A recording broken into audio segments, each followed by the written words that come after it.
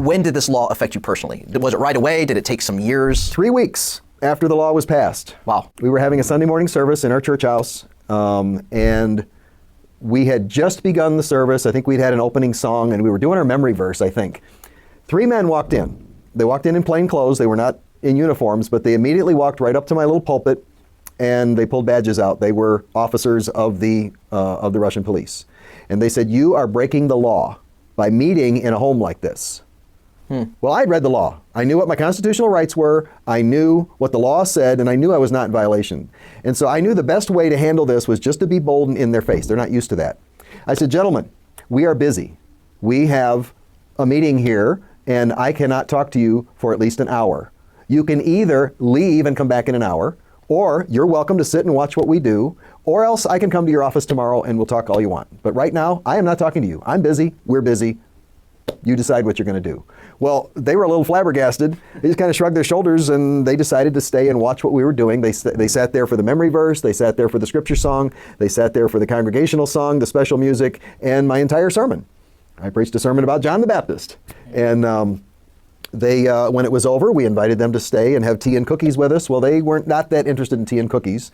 They were ready for interrogation. Okay. So they sat me down and they began asking me questions, everything that I had done since I was born, basically. They would not let anybody leave the room. We had about 20 people there that morning, and those Russian people were horrified.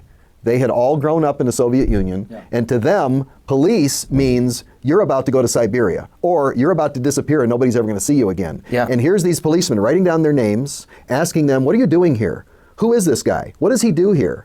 And I just answered all their questions. So all the church people that were present for the service They were there They were and held listening in the for- house, Wow. and they each were interrogated Really? Okay. in different places around the house. And they were allowed to leave, but they told me and my wife, "You need to come to the police station." I says, "Well, why do I need to come to the police station? Have there been any complaints filed against me?" And they said, no complaints have been filed against you. But we need your fingerprints, and for some reason, have they ever taken your fingerprints? Well, they knew that I hadn't. They had just started taking fingerprints of foreigners, and it made sense to me that since I had never had my fingerprints taken, that was an excuse for me to go to the police station and get my fingerprints taken. So they said, "You and your wife need to come to the police station and have your fingerprints taken." And I was like, okay. So they put me in their car, or put us in their car, took us to the police. This was after interrogating us for about an hour and a half in our home. Yeah. Took us to the police station. They took me behind a big iron door that locked shut, and That's they sat me comforting. down in an interrogation room, and they said, "Things are not exactly as we told you in your home. Really? There has been a complaint filed against you, and we are going to file charges against you."